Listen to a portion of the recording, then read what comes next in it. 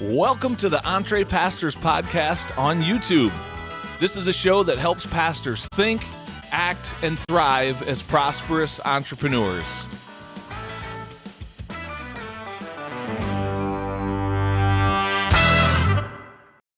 Well, hello everyone, and welcome to the EntrePastors podcast on YouTube. My name is John Sanders. I'm one of the co-hosts here for the show, and today you're getting ready to hear episode number 26, and we're titling this episode, Pastor, You Have the Freedom to Create a Successful Life for Yourself. And that is actually a quote from the guest that you're going to hear from on the show today. His name is Nathan Barber. He's a pastor, and he is also building a real estate business.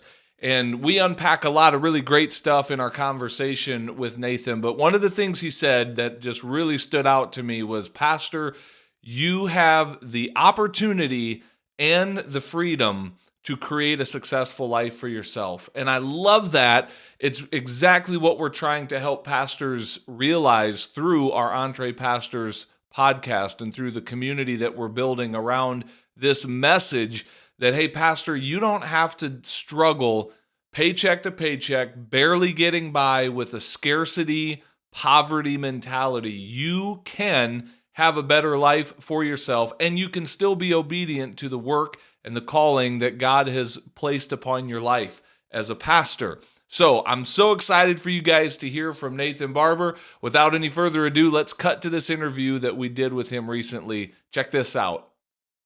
Well, Nathan, welcome to the EntrePastors podcast, man. We're delighted to have you with us today. Thanks so much for having me. It's awesome.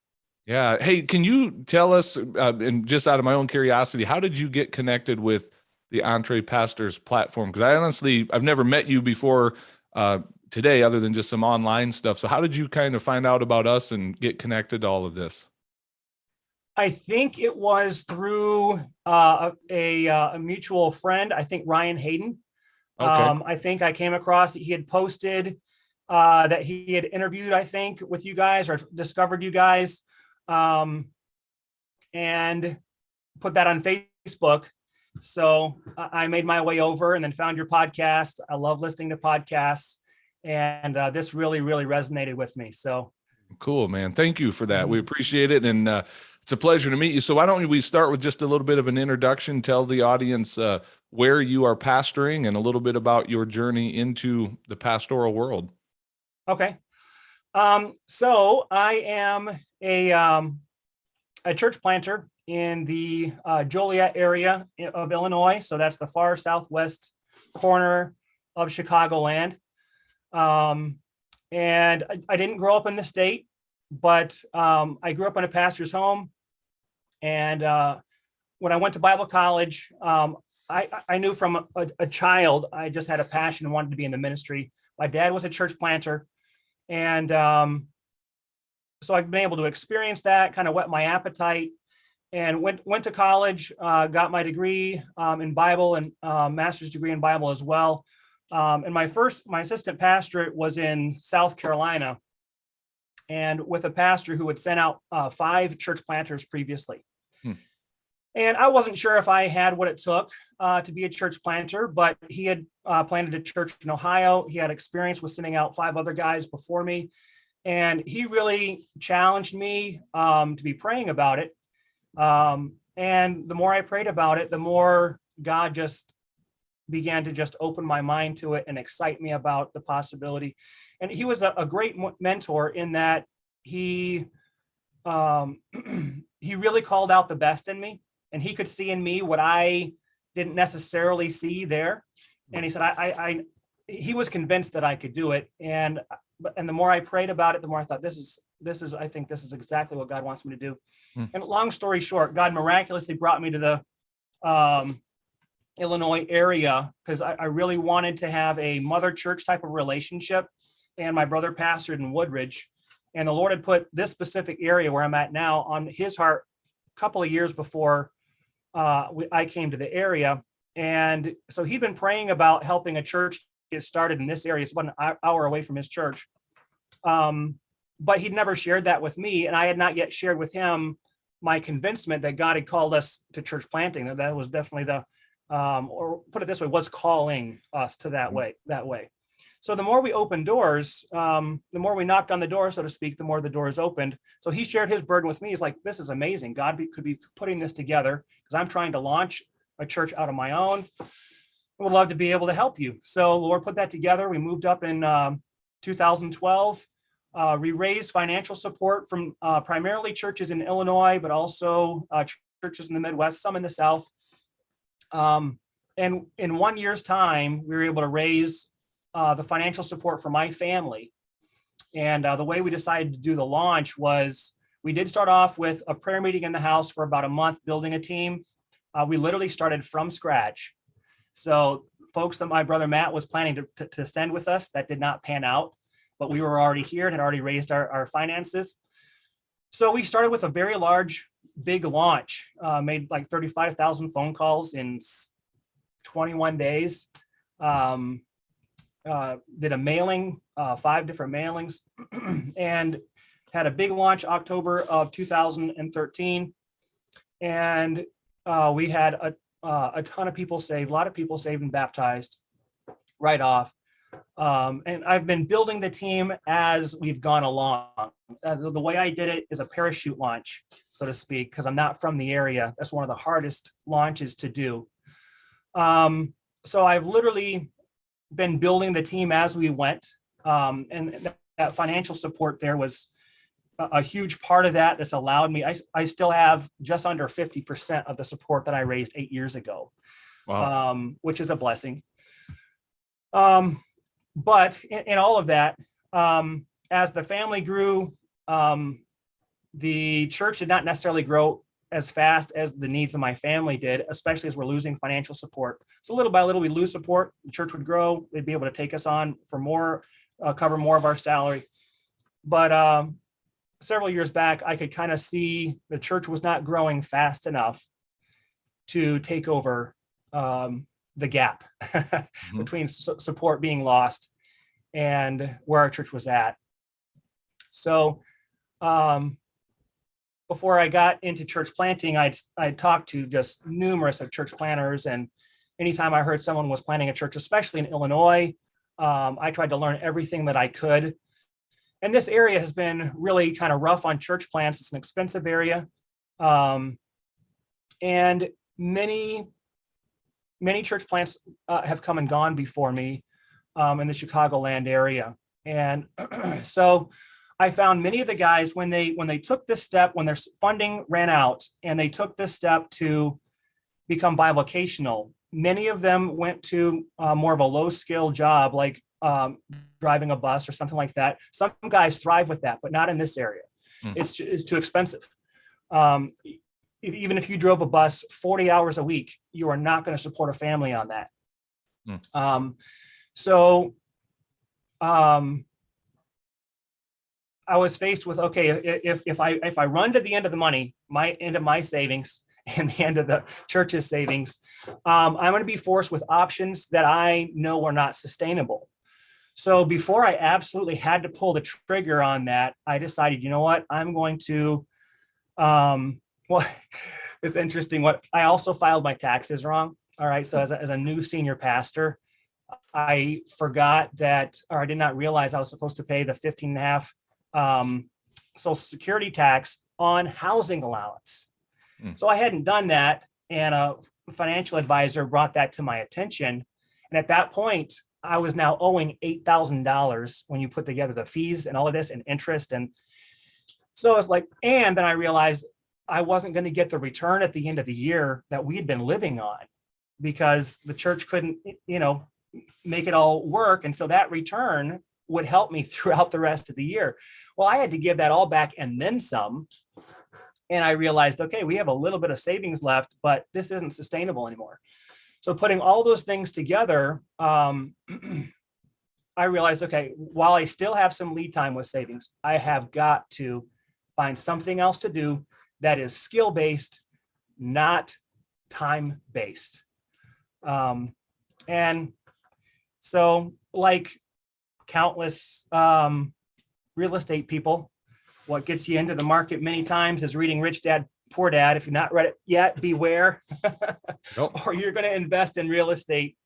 I had read that as a newlywed and knew that if I wanted to buy myself time freedom, which is really what this is all about, to do what God's called me to do, one of the fastest scalable ways is through real estate. Can I just pause you real quick? This is great. You're doing a great job of interviewing yourself on our show here. So great. Les and I are just going to kick back and let you go, man. I want to pause though for just a moment because I'm very curious to hear about your real estate journey, but I want to just back up for a minute because there's some pastors in the back that need to hear this again. Yeah. So here you are, church planter in a more upscale area, more expensive. I don't know if upscale is the right word, but it's Chicago. It's not a cheap place to live. And you found out that where many pastors are, that church planting is not necessarily the way to riches and wealth, right? So the money's running out. You see that coming. What would you say to a pastor that finds themselves in that same place right now today? I just want to pause in that tension for a moment before we just blow right past this in your story, because this is the pain point where so many pastors are sitting today. So talk to that pastor that is where you were a few years ago, looking down the barrel of this thing that does not make much financial sense whatsoever. What do you say to them? I think being a small church pastor has enormous advantages, provided that you've got a good leadership team behind you. And you have enormous opportunity and freedom to create a life for yourself that many 9-to-5 don't have. All right. In many ways, hey, we file our taxes, we file as self-employed, even if you get a W-2. In the eyes of the government, we're self-employed. If you can convince your church that, listen, if you can get your leadership team behind you, and say, listen, my first priority is to provide for my family, and that's actually my priority before it's the church's. And therefore, then it is also my responsibility then to determine what does my family need, and that is also not the responsibility of the church. Right. So you put those two things together, and if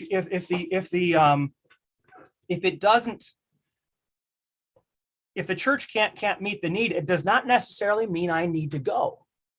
I had numerous mentors say, hey, when the money runs out, that's just God closing the door.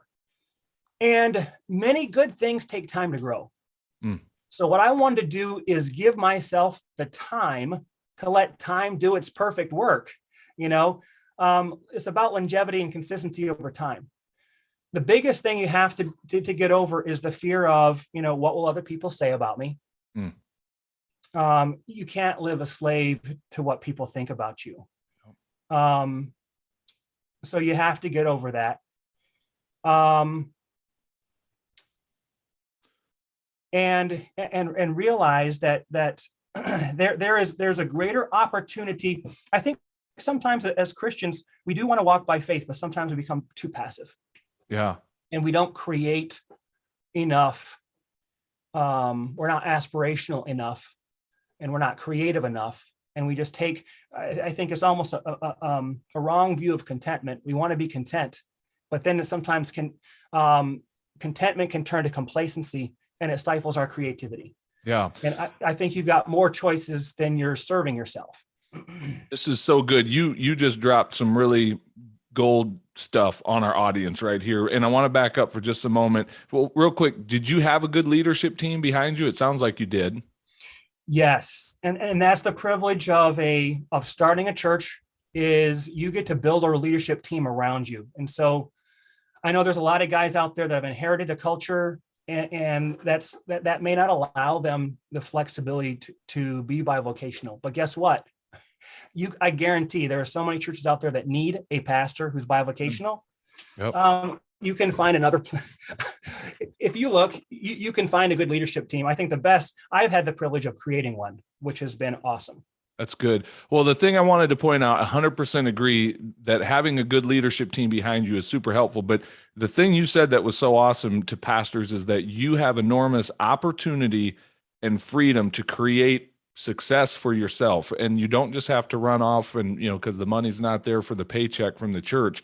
And I just want pastors to hear that and let that resonate. You have freedom, regardless of what Gladys in the church might want you to think. You have the freedom, and you have a great opportunity with the nature of pastoring being what it is. It's not it's not a normal 9-to-5 job. There's some unique things about it that allow a pastor, if he's creative and willing to, think outside the box a little bit, to do some things and not just trade their time for money, which is something I heard you say earlier too. Like, how can I leverage the skill that God has given me and some of the gifts that make me a fit for a professional role like pastoring, and how can that play out in the marketplace? So let's jump back to your story. Why you're making a decision now to move into a more bivocational posture? Like, why real estate? What was it about that drew you in? So I realized early on that this has the potential to scale very, very quickly. And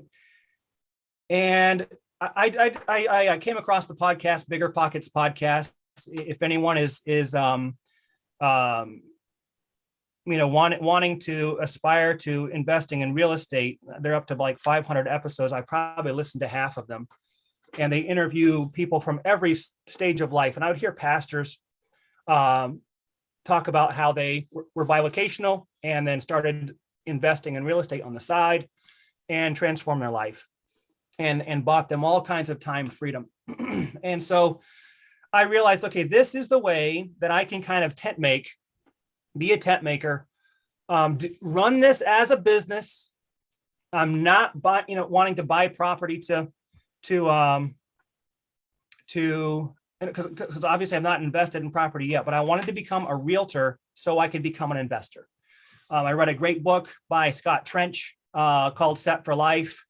And you want to find something that lines up with your skills. As a pastor, I chose becoming a realtor. I don't recommend that for most. It's something I don't plan to do long-term myself, but a lot of my skills lined up with it. I get to meet a lot of people. I am coaching and counseling people on how to sell their house, how to buy a home.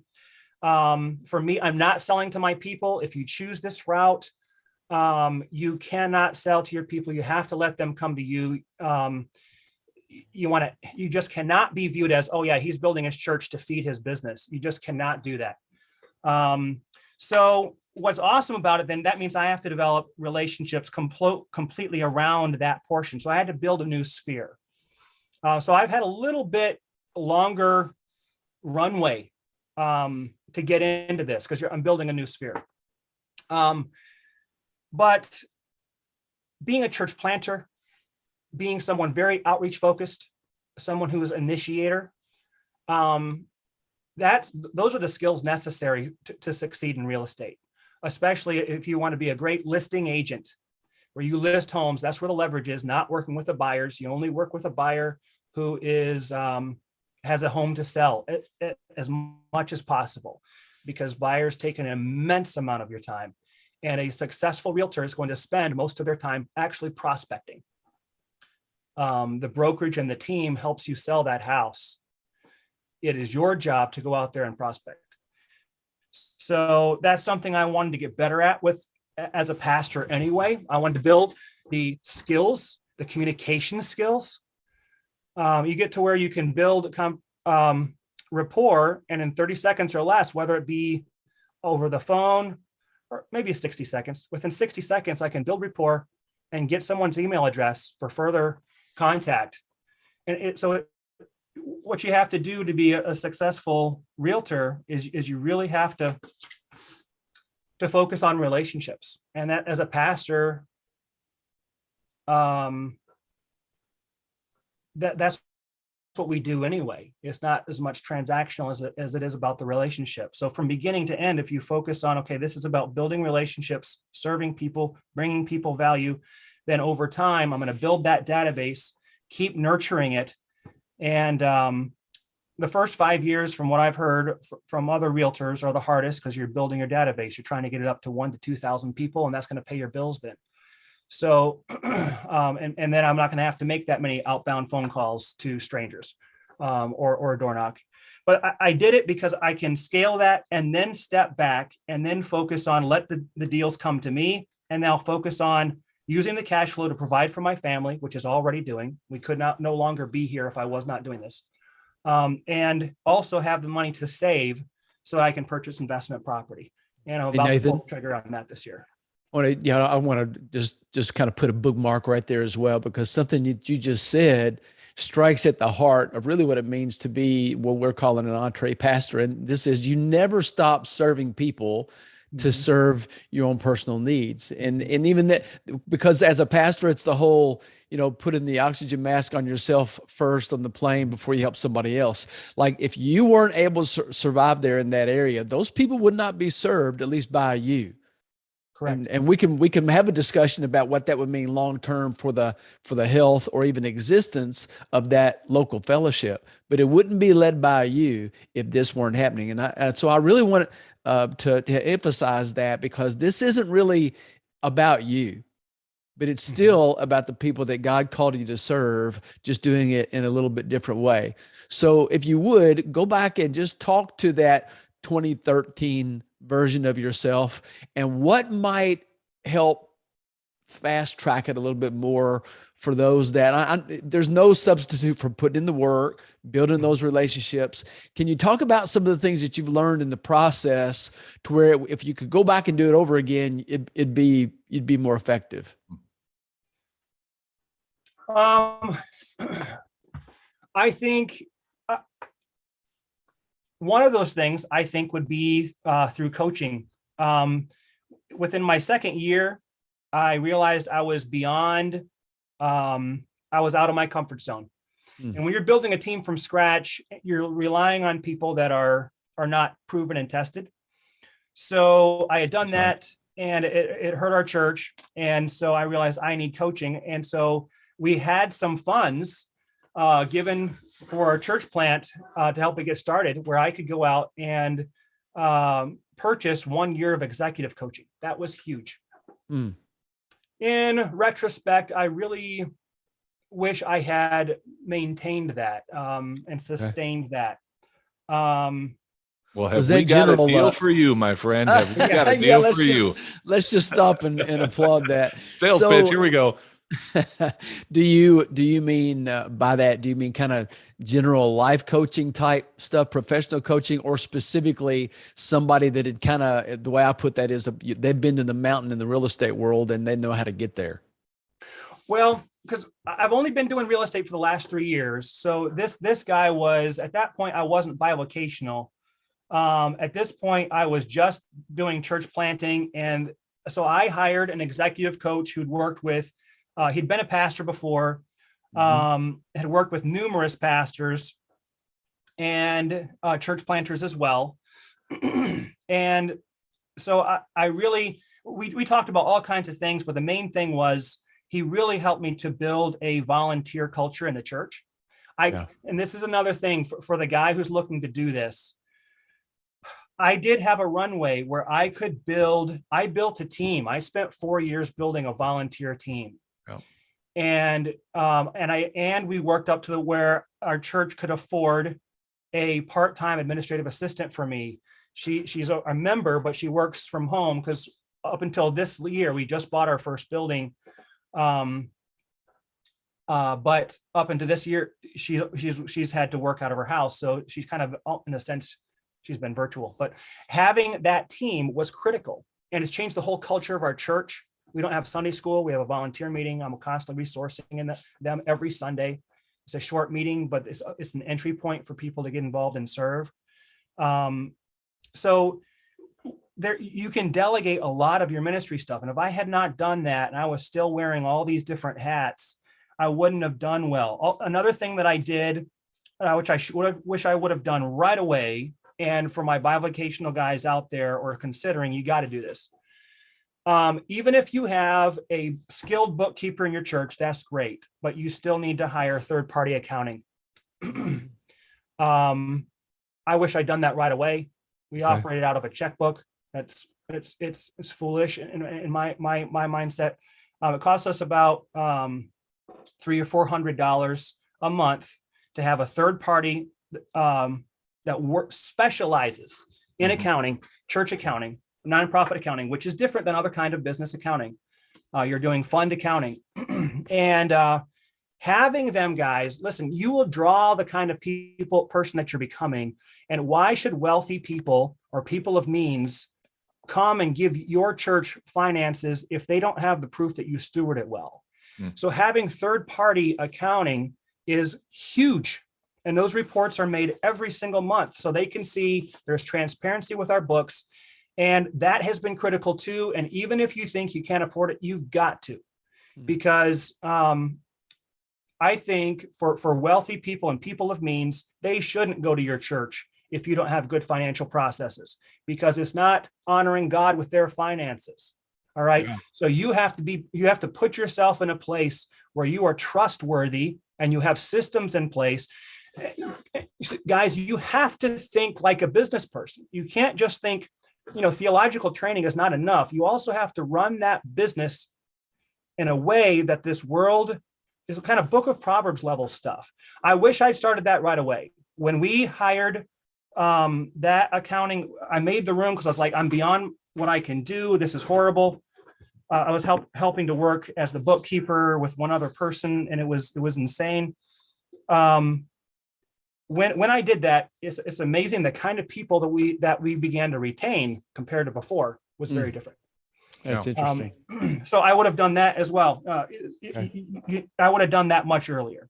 Well, let me just summarize. I could afford it. Let me just summarize what I'm hearing you say, Nathan, and I appreciate it. You're saying hire a professional, whether it's a professional coach, a professional bookkeeper. And I just want to connect the dots here for pastors, because again, the average church, especially in my tribe, kind of the small town rural churches, the immediate roadblock is going to be, we can't afford that. And it's not that I'm saying the pastor should carry all that burden like it's their fault the church can't afford it. But I do want to say, pastor, if you're making an above average salary through some entrepreneurial business, it takes some pressure off a church. There's now funds available to hire said professional bookkeeper, professional coach, that sort of a thing. Here, the tension is sometimes you need to make that investment before you feel like you can afford it. And then it's amazing what happens as you start seeing fruit from those things. But it just never ceases to amaze me when pastors who we say we believe in this limitless God who can do unbelievable things and do the impossible, and then ask them to hire a coach. And they're like, that's impossible. I hit this limitation. I can't do that. So anyway, good stuff, man. Les, you got any other questions there before we go backstage? Well, a comment to underscore that, to expect, even any kind of results, or not even to mention exponential results, would be, you mentioned having a lot of cornfields on one side of side of you. That would be about like going out to your porch each morning and just expecting corn to grow when you haven't planted any at all. There needs to be an investment. There's a planning that takes place, and that's only part of it. God does a lot to make the increase, but we do plant that seed or make that investment. So that's a good insight. I appreciate you sharing it. Yeah, that's about all I have, John. Well, Nathan, before we go backstage, one thing I wanted to say is something that really attracted me to you when you and I connected, I think on Facebook, and we're just messaging back and forth. You have a very clear vision for where you want to see this real estate strategy take you financially. And so what I'm going to ask you to do, if you're willing to join us backstage, and we'll unpack that a little bit further for some of our premium subscribers and our community members to listen to you share that. I love the clarity. I love the focus that you have. And so we'll go there in just a moment. Before we do, though, if there's anyone listening to this that is leaning toward real estate, maybe they're just getting going in real estate and they're a pastor and they're like, man, I'd love to have a further conversation with this guy. Are you willing for people to contact you? And if so, what would be the best way for them to find you? Yeah, probably the best way would be through Facebook. If you have Facebook message me. You could probably also reach out to me by way of my email would be another good way, pastor@shorewoodbaptist.com. That'd probably be the best way, one of those two ways. And then at some point, maybe schedule a call, something like that. Fantastic. Well, Nathan, it's been a pleasure getting to know you a little bit more. And thanks for coming on the show. We'll join you backstage here real shortly. Thanks, Nathan. Awesome. Thanks so much for having me. Well, hey, thanks for watching this episode of the EntrePastors podcast. Make sure you hit that subscribe button so you can be notified every time we release a new episode. If you'd like to get connected to other pastors who are learning to think, act, and thrive as prosperous entrepreneurs, then we invite you to check us out on Facebook. Just search for the EntrePastors Connect group, answer a few of our simple questions there, and we'd love to include you in the conversations. And if you're really ready to go to the next level, then we invite you to join our EntrePastors membership community. When you become a monthly subscriber, you will receive access to courses, exclusive community, and coaching that will help you along in your own EntrePastors journey.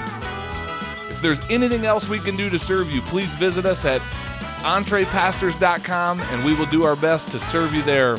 God bless everybody. See you soon.